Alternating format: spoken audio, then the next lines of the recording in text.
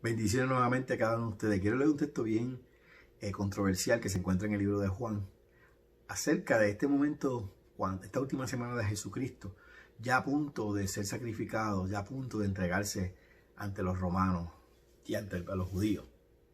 Dice en el libro de Juan capítulo 11, el versículo 49, entonces Caifás, uno de ellos, sumo sacerdote, aquel año, le dijo, vosotros no sabéis nada. Ustedes no saben nada, le dijo. Ni pensáis que no conviene que un hombre muera por el pueblo y no toda la nación perezca. Él está diciéndole a aquel sínodo, a aquella reunión de religiosos que estaban tratando de planificar cómo matar a Jesucristo. Había un complot para matar a Jesucristo. Ya estaban molestos. Después de la resurrección de Lázaro, después de lo que ocurrió, ¿verdad? Que esto fue un milagro extremadamente grande y poderoso. Ellos se reunieron. Caifás, que era, ¿verdad?, el sumo sacerdote, dice que en aquel año les dijo, ¿por qué dice aquel año? Porque ese año él profetizó, ¿sabe? Él era sumo sacerdote, sí, Dios lo escogió para sumo sacerdote. No fue casualidad que estuvo en aquel lugar. Y él les dice a los que estaban reunidos allí, ustedes no saben nada.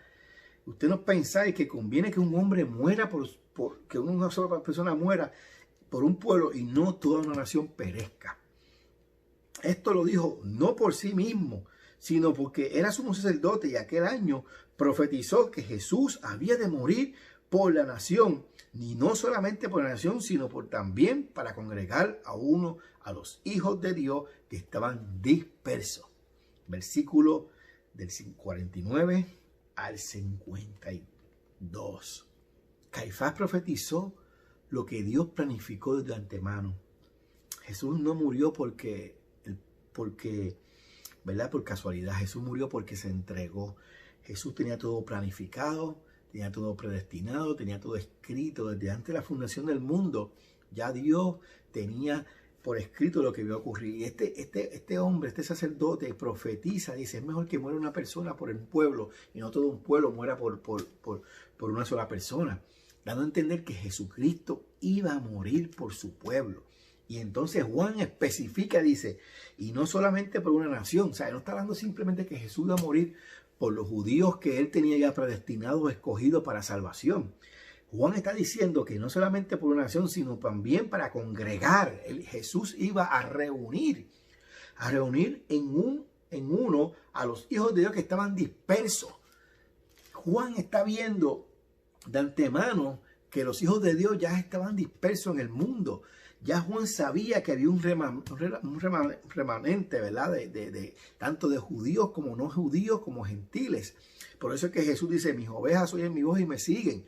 Pero hay unas ovejas que no son de este redil, ¿verdad? A ellos también tengo que llegármeles. Juan especificó muchas veces cómo Jesús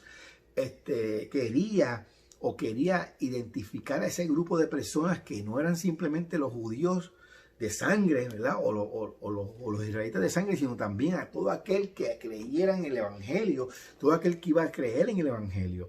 Y Juan entendió que Dios o que Jesús ya tenía planificado todo para que muchas personas adicionales a los judíos o a los que no eran judíos, ¿verdad?, iban a ser salvos. Recuerden que este libro se escribió muchos años después.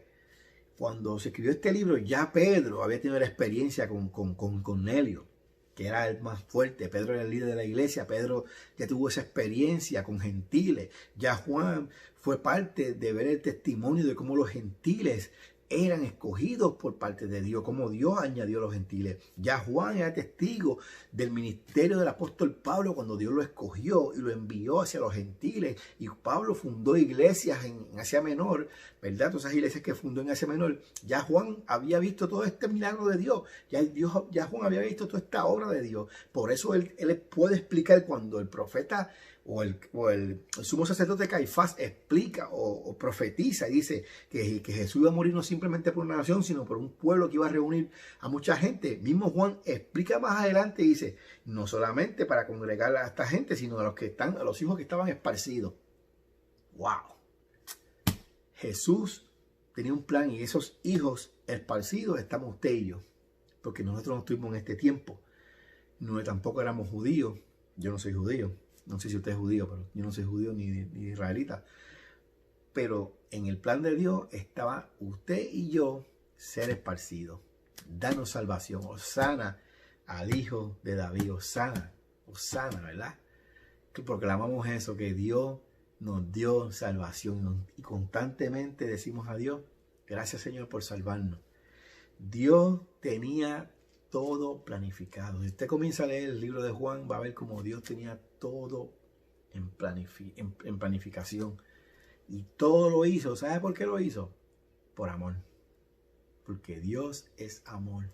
Y Juan nos dice en Juan capítulo 3, versículo 16, porque de tal manera amó Dios al mundo que ha dado su único Hijo, para que todo aquel que en él cree no se pierda, mas tenga vida eterna. Gracias y paz a cada uno de ustedes.